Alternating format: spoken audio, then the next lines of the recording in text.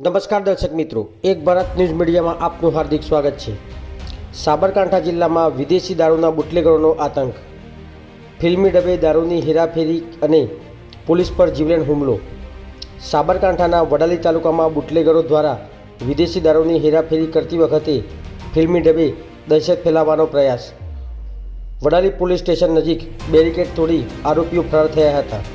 પોલીસે નાકાબંધી કરી તાબડતોડ કાર્યવાહી શરૂ કરી। ફરાર થતા આરોપીઓએ ઇનોવા કાર એએસઆઈ નરસિંહભાઈ પર કાતિલ ઇરાદે ચડાવી દેતા નાની મોટી ઈજાઓ। અન્ય ક્રેટા કાર જે પીછો કરી રહી હતી તેને પણ ટક્કર મારી નુકસાન પહોંચાડ્યું હતું। પોલીસે હાઈવે પર તત્કાલ પીછો કર્યો અને ઇનોવા કારને ખેતરમાં ઘુસાડી હુમલાખોરોને ઝડપ્યા। આરોપીઓ પાસેથી કુલ 17,22,000 કરતાં વધુ કિંમતનો વિદેશી દારૂનો મુદ્દામાલ સહિતનો અને ઇનોવા કાર ઝડપી પાડવામાં સફળતા।